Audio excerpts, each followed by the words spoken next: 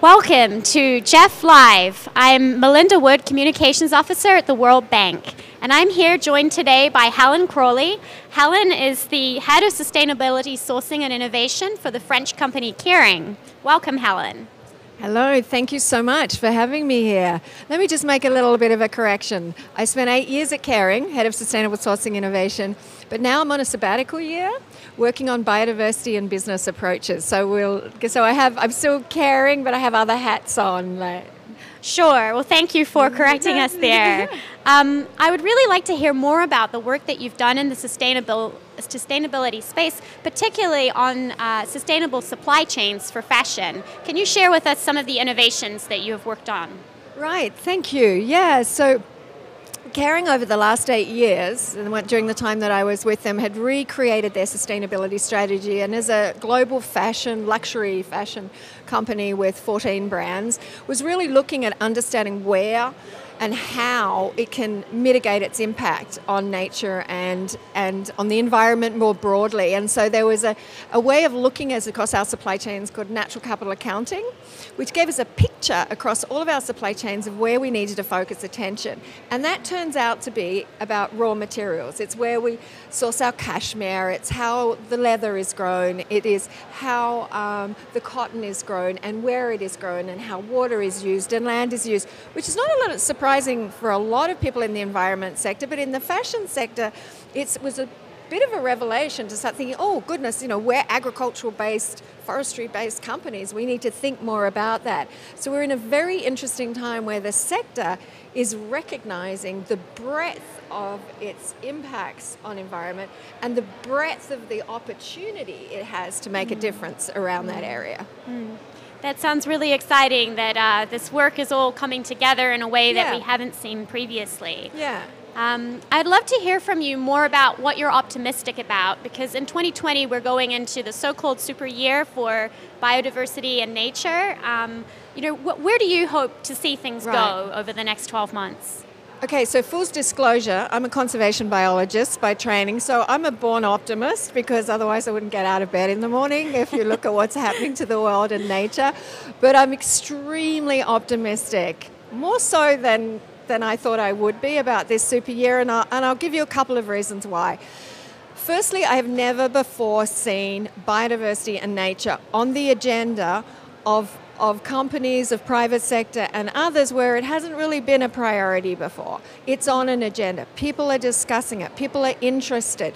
There is a huge momentum starting in the private sector. Whether you look at the Fashion Pact that has nearly 60 companies signed up and 250 brands to commit to doing something around biodiversity. You look at the One Planet for Business that had agricultural companies. You look at the World Economic Forum's New Nature Agenda. Everyone, everywhere is trying to figure out how does nature fit, how does biodiversity fit in their business and their day-to-day operations. So it's an exciting time. So I am optimistic with that level of energy and interest.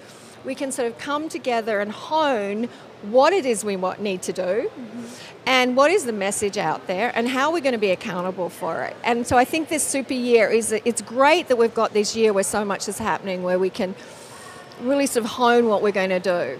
Fantastic. And so you're joining us at the GEF Council meetings as a partner. So I'd love to hear a little bit more about what you're hoping to get from these meetings in particular. What are your priorities? Right.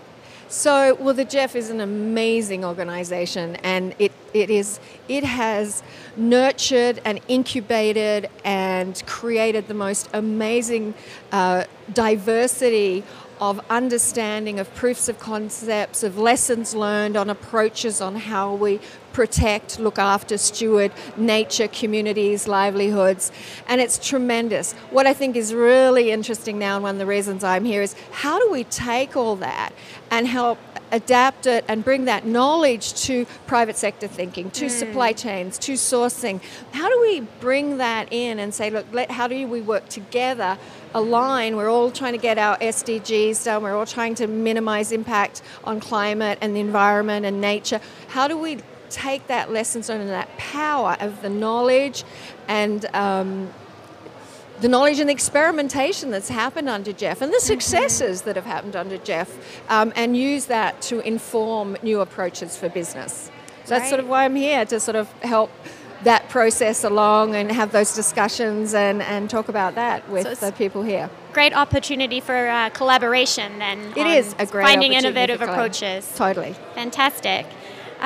So a lot of our audience watching are younger people, and they're really keen to know, what they can do to engage. Right. Do you have a kind of message or takeaway for them in terms of, how we can work together?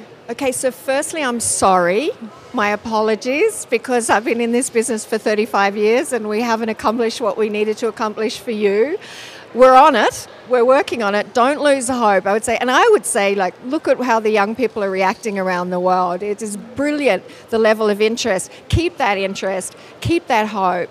Learn, make decisions, and help others make decisions that are science-based, that are relevant to what you eat, to what you wear, and we will make a difference. Everything matters. We're at this point in the world. Every decision matters, and don't take that on as a burden. Take that on as an opportunity, which I think many of you are already doing. But hang in there. We're counting on you, and we're trying to help you. Thank you. That's a great message of optimism and resilience. Well, thank you so much for joining us today, Thanks. Helen. Thank you. And I would encourage everybody in the audience to engage with us further in the online conversation. So you can follow the @Kering group account on Twitter. You can also follow the GEF account on Twitter, and on Facebook, we're Connect for Climate. So please, share with us, send us your comments. We really do want to continue to engage. Thanks so much for joining us today. Thanks, Helen.